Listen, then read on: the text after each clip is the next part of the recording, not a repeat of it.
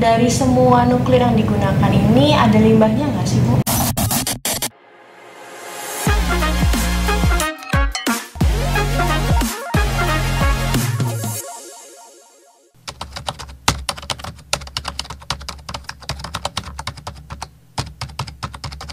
Kalau setiap sesuatu dari prinsipnya semua sesuatu pasti ada limbahnya.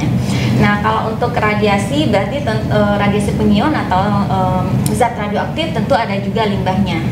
Tergantung ini yang dipakai yang mana. Dari sumber radiasi tadi kan ada 3 ya.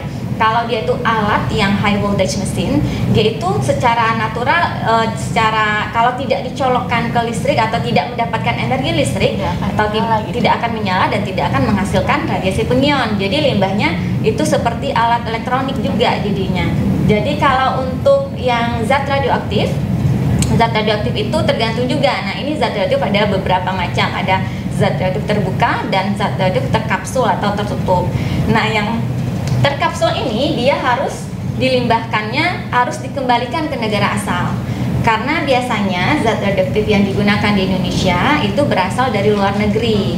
Sebelum dia digunakan di Indonesia, dia itu harus ada perjanjian. Jadi kita harus pastikan bahwa negara yang pembuat itu bisa menerima dan mengelola limbahnya. Nah, kalau dia diproduksi di Indonesia, berarti kita juga harus bisa mengelolanya. Dan kita punya pusat pengelolaan limbah radioaktif nasional yang dikelola oleh BRIN. Oke, baik. Jadi tadi bisa dikembalikan ke negara asalnya dan dikelola di Indonesia ya, Bu. Nah, kalau di Indonesia itu dikembalikan ke BRIN itu prosesnya seperti apa, Bu? Proses pengembaliannya itu tentu kita harus pastikan dulu bahwa zat radioaktif itu memang tidak efektif lagi atau tidak energi yang dihasilkan sudah tidak efektif untuk digunakan dan kita merasa harus memang dilimbahkan. Nah, pada saat pelimbahan itu ada prosesnya. Pertama, proses transportasi dari fasilitas pengguna ke fasilitas pengolahan limbah, dan itu juga harus dipastikan bahwa ini memenuhi standar keselamatan dalam pengangkutan zat radioaktif. Kemudian berdasarkan peraturan kita, limbah tadi kita bicara limbah tertutup ya, limbah bentuk khusus, zat radioaktif bentuk khusus yang sudah tidak digunakan, itu nanti di Batan sesuai dengan peraturan kita, mereka bisa assess dulu. Mereka telaah apakah ini bisa di recycle atau di reuse. Kalau bisa, mereka akan rilis lagi itu zat radioaktif, mungkin bisa digunakan untuk tujuan lain. Mungkin misalnya untuk terapi itu sudah tidak bagus, tapi mungkin bisa digunakan untuk tujuan lain gitu. Jadi kita menerapkan prinsip reuse dan recycle di sini. Nah, kemudian setelah dinyatakan limbah, barulah di Batan ada proses yang namanya treatment dari proses limbah itu. Proses treatmentnya macam-macam, tergantung kepada jenis limbahnya. Oke, baik. Tadi bisa di reuse dan di recycle ya, Bu. Apakah itu masih aman, Bu? Jika digunakan kembali? Iya, kita harus pastikan dulu.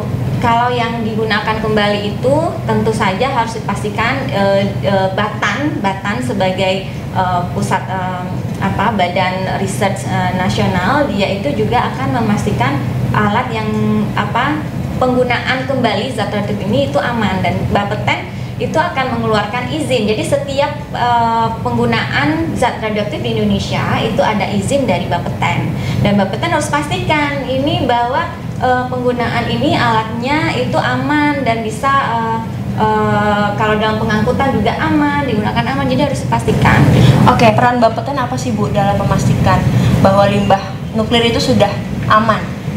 Oke, peran Bapeten tadi sebelumnya saya udah jelaskan bahwa Bapeten itu mengawasi pemanfaatan tenaga nuklir sampai dia itu dilimbahkan, berarti sampai dia itu nggak digunakan lagi. Nah, kalau untuk pengolahan limbah, karena tadi kita sudah bilang bahwa ada pusat pengolahan limbah di Indonesia atau instalasi fasilitas pengolahan limbah yang punya BRIN. Nah, itu diawasi oleh Bapeten. Jadi mereka punya izin pengolahan limbah di Bapeten. Nah, untuk bagaimana limbah itu sampai di PTLE atau kita sebutnya sekarang pusat pengelolaan limbah radioaktif, itu harus kita pastikan juga dia di jalan menuju ke pusat pengelolaan limbah itu harus selamat dan aman, dan itu juga ada ketentuan keselamatan yang harus dipenuhi.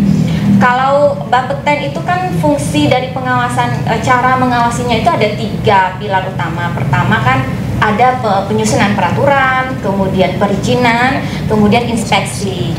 Nah, kalau untuk peraturan, khusus untuk limbah ini kita punya peraturan pemerintah nomor 61 tahun 2013. Nah, tentang pengelolaan limbah zat radioaktif.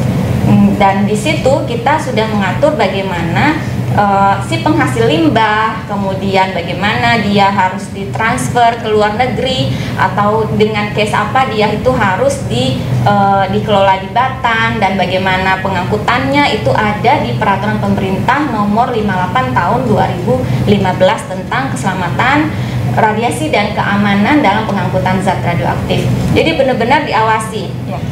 Nah, Mate, jadi nuklir itu sudah banyak ya dimanfaatkan di Indonesia, seperti di bidang kesehatan, industri, dan juga penelitian. Dan tentu saja dalam proses pelimbahan nuklir ini harus ada izin dari Bapeten. Jadi semuanya aman karena ada Bapeten. Demikian episode Paten kali ini. Jangan lupa like, subscribe, dan komen. Bye!